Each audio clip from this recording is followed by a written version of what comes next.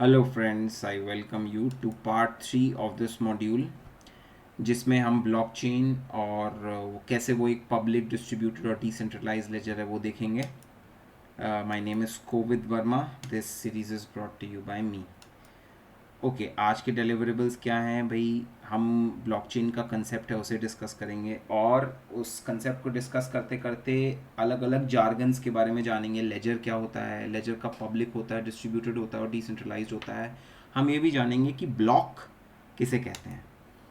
चलो भाई, हमारा पुराना एग्जाम्पल जिसमें राम को होमवर्क दिया गया था, तो राम को क्या होमवर्क दिया गया था? A to Z लिखने के लिए। राम ने क्या बोला कि यार this is hardly a challenge, तो मैं काम करूँगा कंप्यूटर पे लिखता हूँ, और जब जब कंप्यूटर पे कुछ कुछ लिखूँगा तब तब उस लेटर के का एक बॉक्स जो है वो क्रिएट हो जाएगा।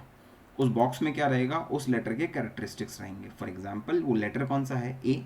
वो उसका कलर क्या है? ब्लैक। वो किसने लिखा है? राम ने लिखा है। वो कब लिखा गया, मतलब उसका टाइम स्टैम्प 9:56 और 1 सेकेंड सुबह को लिखा गया है, 15 जुलाई की।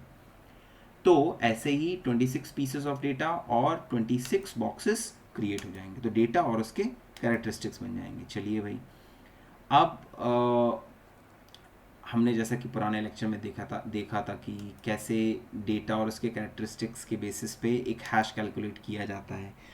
तो ये फर्स्ट पीस ऑफ डेटा के कैरेक्टरिस्टिक्स हैं, और उसके बेसिस पे उसका हैश ये कैलकुलेट कर लिया गया है। ऐसे ही सेकेंड पीस ऑफ डेटा के लिए हैश कैलकुलेट कर लिया जाएगा।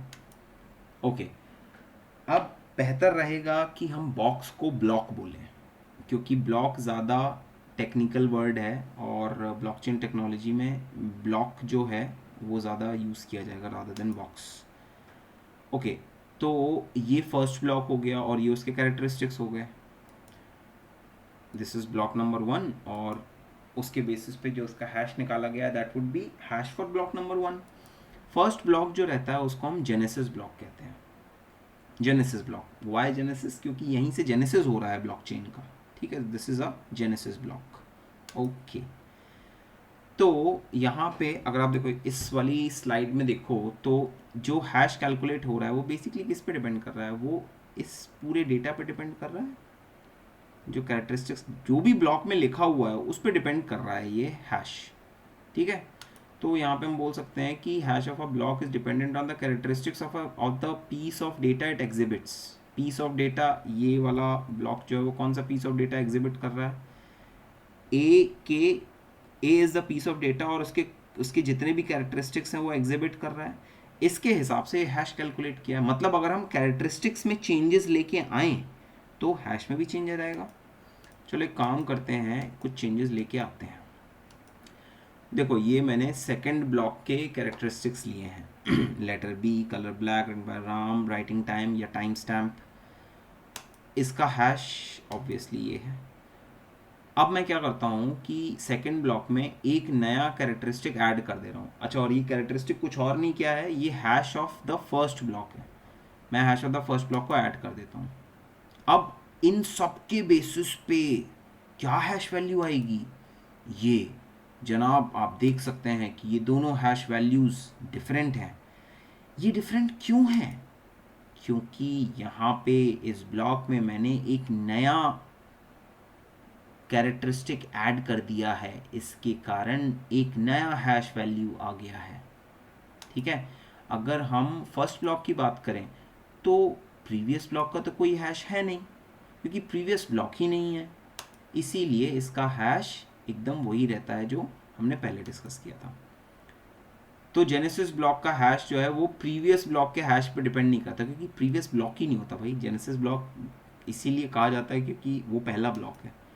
ओके, चलो तो अगर सिंप्लीफाई करें तो मैं बोल सकता हूँ एक ब्लॉक के 3 कंपोनेंट होते हैं: data, hash of the previous block, और इन दोनों पे dependent hash of the current block. ठीक है, करेंट मतलब वो तात्कालिक block. Based on 1 and 2 this value is calculated. This is very important, you need to remember it always. Okay, blockchain क्या होता है? देखो भाई, ब्लॉक 1 में क्या रहेगा? डेटा रहेगा और हैश ऑफ ब्लॉक 1 रहेगा। ब्लॉक 2 में क्या रहेगा? Data block 2, hash of block 1 block 1 से आएगा, ठीक है, प्रीवियस ब्लॉक का हैश, और इन दोनों पे बेस्ड हैश ऑफ ब्लॉक 2 रहेगा।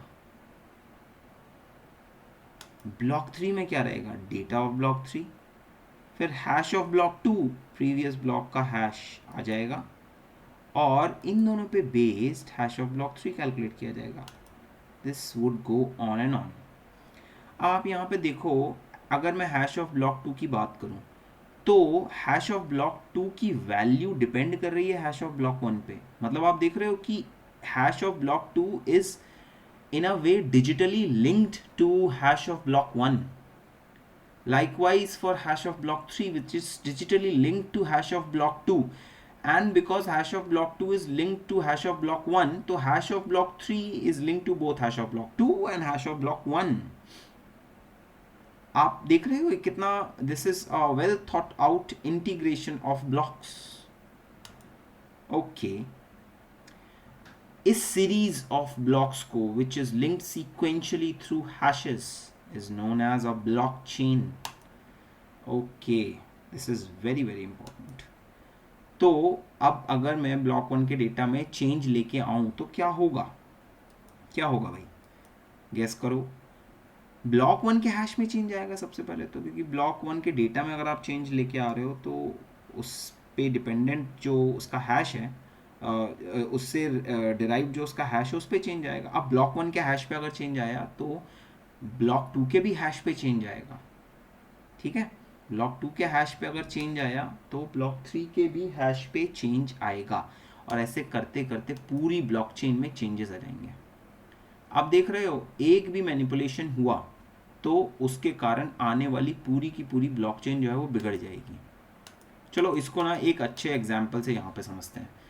तो यहाँ पे ब्लॉक 2, ब्लॉक 1 2 3 दिए हुए हैं। ब्लॉक 2 में मैं चेंजेस लेके आता हूँ, ब्लॉक 2 के डेटा में चेंजेस लेके आया मैं, तो क्या होगा, ब्लॉक 2 का हैश जो है वो चेंज होगा। ब्लॉक 2 का हैश अगर चेंज हुआ तो ब्लॉक 3 का भी हैश चेंज होगा, क्योंकि ब्लॉक 3 का हैश ब्लॉक 2 के हैश पे डिपेंड कर रहा है। ऐसे करते करते आने वाले जितने भी ब्लॉक्स हैं उसके हैशेस में चेंज आने लगेंगे।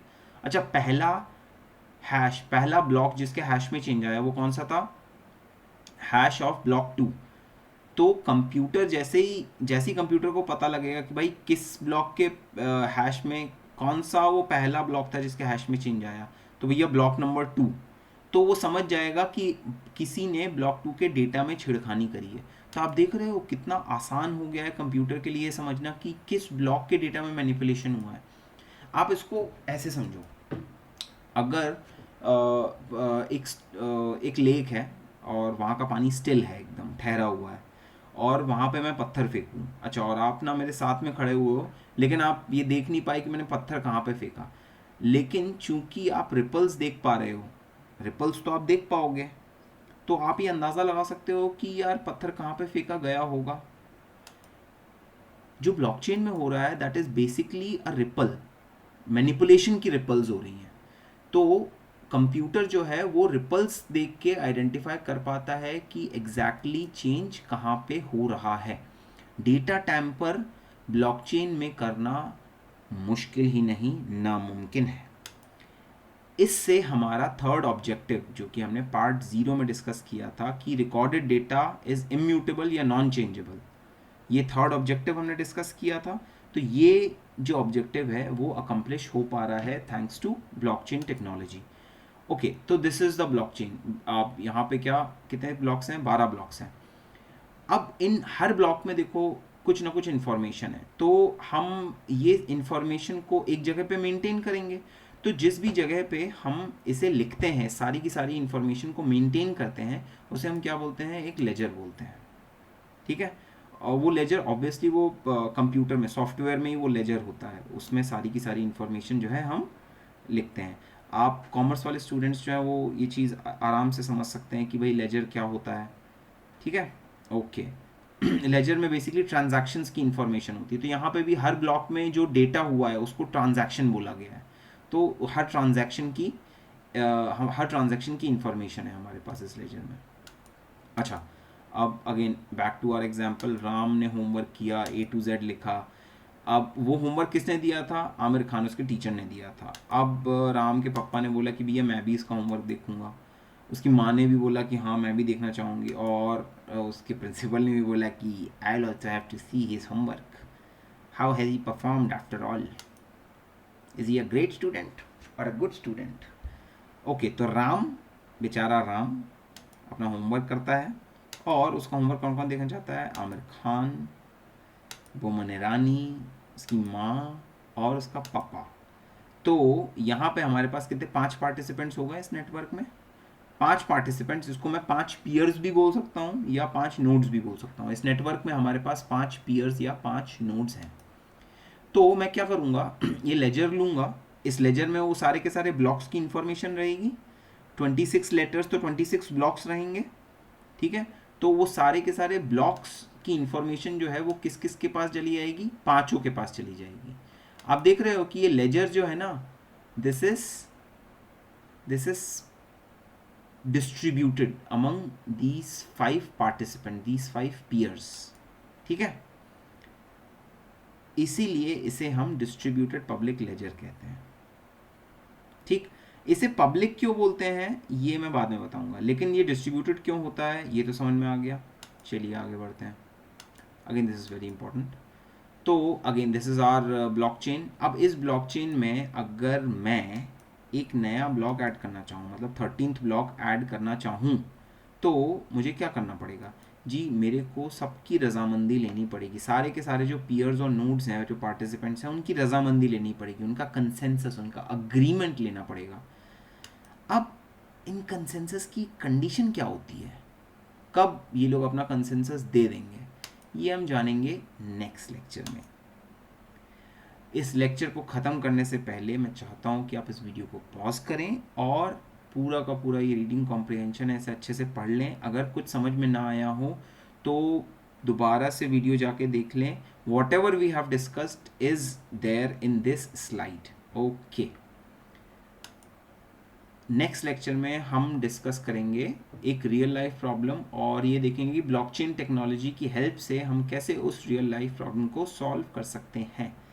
Thank you very much, guys.